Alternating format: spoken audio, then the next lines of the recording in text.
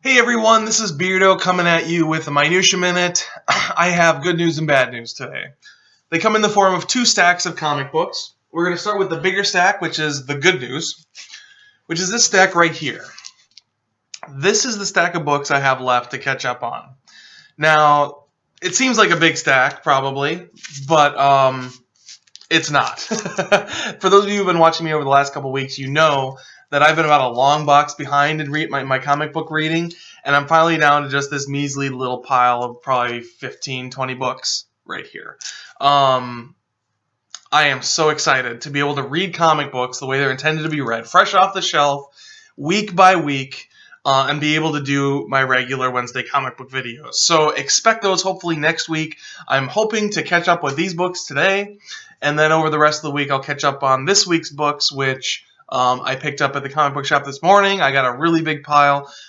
Too much for me to review in a Wednesday haul anyway, so we'll just let this week ride. Next week we'll be back to normal. I couldn't be more excited, and that's the good news. The bad news comes in the form of this somewhat smaller pile of comics. Now, these represent the books I've been catching up on most recently, and the reason they're bad news is because, well, let me just tell you what books they are. They're Green Lantern, and they're very bad news right now. I'm going to do my best not to ramble in this video. I have kind of a lot of thoughts on this, and I haven't really organized myself. I'll try and be as succinct as possible, but the fact of the matter is I just have to talk about this book. I can't not. We have to put things into perspective first. So, you know, back when the New 52 started, we were getting Sinestro as Green Lantern. It was going to be kind of this bold new direction for the series, which it wasn't. It was just a complete continuation of the last 66 issues or whatever that Jeff Johns had written previously, which I was okay with. The quality had dipped significantly since Blackest Night, and dipped even more with the New 52, but that was okay because we were finishing out the story and we knew that there was new talent on the way.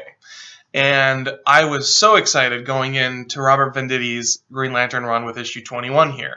The first couple issues were innocuous enough, you know, I mean, and these are like the classic in-between big story arc issues that Green Lantern has kind of become infamous for, in my opinion. You know, it's like, when there's not a big storyline going on, it's which color lantern is he going to run into this issue. So in the first issue, you got him hanging out with Green Lanterns. The next issue, you got him hanging out with Orange Lanterns. The issue after that, you have him hanging out with Pink Lanterns or whatever color they are, right? It's violet or something. Violet Lanterns. Anyway, you get the idea. And these issues were fine. Like, they weren't that special. Now Hal Jordan is in charge of the Green Lantern Corps. And, of course, you know, Hal Jordan is nothing if not a poor leader, which, you know, they do a fair enough job of playing out in these first couple issues, but, you know, there's not much to tell.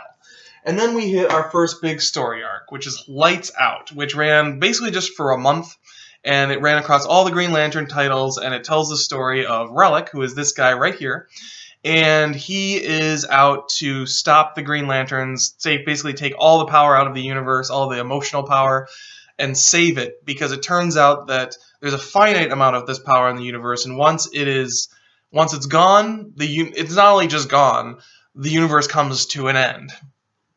And this is what happened in his previous universe that he came from, yada, yada, yada. Not really a terrible idea for a story. I thought it was kind of interesting. The book hadn't really lost me at this point, and there was really a big question of how are we going to get ourselves out of this. What ends up happening in the end is Kyle Rayner basically rejuvenates the universe's emotional power, however that's supposed to work, and then the story just kind of wraps up. It's one of those, since they've been doing these like 5 or 6 part story arcs all over the course of 1 month, it feels like these storylines are underdeveloped. Like, I'd like to know more about Relic. He did have his own Villains 0 issue or whatever, but that wasn't really enough to really get me all the information I wanted to know. I really wanted to explore this whole idea. Instead, it's all kind of just this big mishmash, a big skittle fight as usual, and then things come to an end with Hal Jordan still in charge of the Green Lanterns, except now they all know that every time they use their ring, they're depleting the emotional power of the universe, and they're basically bringing about the end of the galaxy, or the universe, or whatever. And this is where, like, at the end of the annual, I was like, okay, I'm interested. Like, let's see where they can take this. And then we get on to the next few issues of Green Lanterns bickering and Green Lanterns not knowing what to do with themselves, and it feels like Robert Venditti doesn't know what to do with himself more than anything. And what it's created is a book that I absolutely hate. I mean, there's really no other way to go about it. And the reason I hate it is because Green Lantern is about people who can overcome fear and, you know, overcome great odds to do amazing things. And they can create, you know, these light constructs out of their rings and yada yada yada. It's all fun galactic superhero goodness. Except that now they've introduced this element that, while it could be interesting, the way it's playing out is they're basically taking the people that have no fear and putting the fear in them. And all of these issues since the Lights Out arc, there's only been a few, but every single one of them has basically been about how Hal Jordan is afraid. And they're not, the thing that frustrates me about it is they're not playing that up. Like, it's like they've written themselves into a corner and they don't know how to get out of it, and they're making light of these really big issues. Green Lantern is someone who, you know, he's in fear because, you know, who is he if he's not Green Lantern? You know, what will he be without his ring? So he has to keep using his ring, but then he's afraid he's going to destroy the universe. He's afraid, you know, because he's still using his ring, he's going to lose all of his allies. He's going to lose all of his friends. He's afraid that the galaxy is perceiving him as the enemy, which, of course, he kind of is. And he's afraid of not being strong enough. He's basically a weaker person than he was when Parallax took him over back with Twilight Eclipse, in my opinion. Except that Robert Venditti seems to be making light of that fact. And it's something that is really, really, really frustrating. You know, we've got, you know, instead of Hal Jordan being held accountable for his poor decisions, what we get is this alternate, like this weird alternate version of Hal Jordan, who is this shape-shifting creature that basically takes responsibility away from the real Hal Jordan by basically saying all these terrible things that are all true kind of Hal Jordan at this point. But since the evil alien said it, then Hal Jordan is somehow kind of absolved of that responsibility, and he just sort of has to find a way to prove his innocence. But the fact of the matter is, Hal Jordan is responsible for all of the terrible things that are coming about. And even though the alien is sort of playing into everyone's worst fears and playing into Hal Jordan's worst fears and taking advantage of everybody, the fact of the matter is, Hal Jordan is that alien character. And the things that the alien character does in the place of Hal Jordan aren't that far off from what Hal Jordan is actually like at this point, in my opinion. Like, obviously, again, like, the alien brings out all the most horrible extremes, but the fact of the matter is, like, it seems like a clever way of writing around the fact that Hal Jordan really is kind of a foul person right now. He's a fearful little toad of a person. And it's just endlessly frustrating. So then we get into this flipbook issue, which is, you know, more of Hal Jordan making stupid decisions and pitting people against themselves and against each other and against him. But now we have the introduction of Supergirl as a Red Lantern. Now, this is an idea that I'm actually kind of interested in. I picked up the Supergirl, I think it's 28, which is, I think that's the issue that came out this month. I guess it must be. They're all 28s.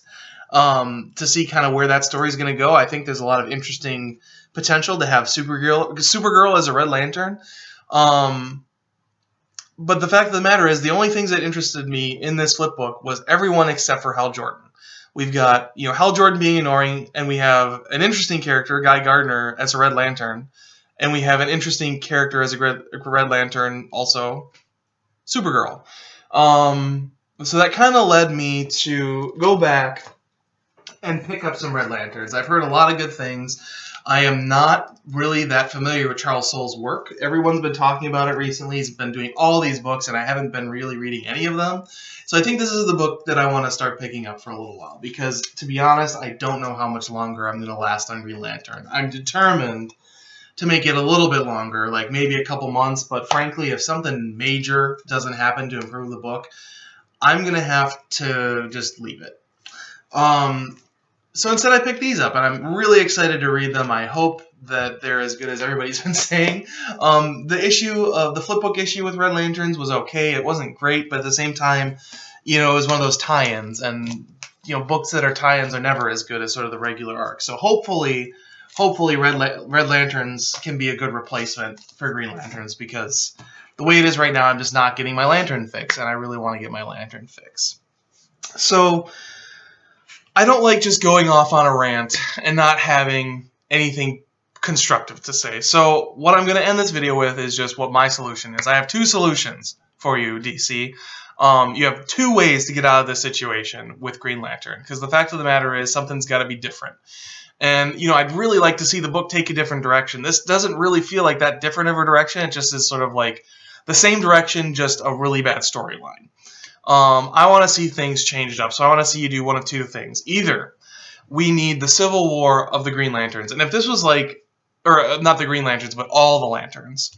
And if this was a weekly book, I would buy this weekly book to see a weekly intergalactic civil war where basically we see all of the different lightsmiths combat each other and face off one final time. We have the Guardians come back and they're picking off the Lanterns one by one until we get back down to just the Green Lanterns. Like, that's what the purpose of that arc would have to be. Like, we have to get rid of all these other color Lanterns and just get back down to the Green Lanterns. Obviously, I mean, if you play this out right, it would be a really, really interesting story, and it'd leave the characters in a really, really interesting place if it, we commit light genocide, basically. I mean, I know this is really morbid, but this is the book that I'm interested in reading at this point, because we've got to get rid of these other Lanterns. Now, obviously, DC, you probably don't want to do that, because this is your bread and butter. I mean, you've got a Larfleeze book, you have a Yellow book coming out with Sinestro, you've got Red Lanterns, all this stuff.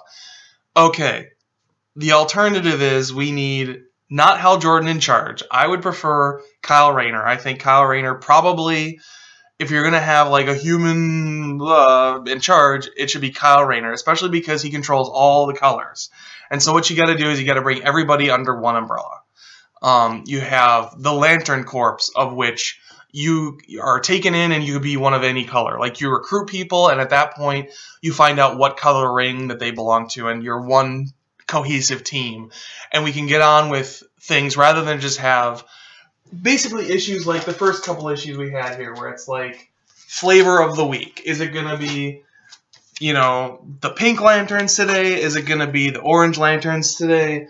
Is it going to be the Red Lanterns today? Like, I'm not interested in that story anymore. So you either have to make them one cohesive team that we can just follow, like, as if it was the Green Lanterns, it's just the new Lanterns or whatever. Or you have to make them go away. And we just have to be down to the Green Lanterns and make them the villains of the universe. Like, why not? Like, let's make Green Lanterns absolutely evil. And Hal Jordan is on Earth, and he's still the only good Green Lantern left, so he can still be a superhero on the Justice League, but at the same time, he spends most of his time fighting off his own kind because they are all fucking genocidal maniacs. Like, why not do that? Like, I want to see you guys change something up. So anyway, that's about all I have to say on Green Lantern. I'm just really, really disappointed. I put the book down a couple of times last night and really thought long and hard about whether or not I was going to continue. When I picked up Red Lanterns, I flipped through it and it looked decent. I'm hoping it's as good as all you guys are saying, because Green Lantern just isn't cutting it. That's all there is to it. So anyway, sorry to end on kind of a sour note, but sometimes you have that with Minutia Minute, because not all books are as good as Saga. So anyway, thank you guys for watching. Hope you enjoyed. Let me know what you guys think of Green Lantern below. Let me know what you think they should do with the title, because what they're doing now isn't working. All right, talk to you later. Bye-bye.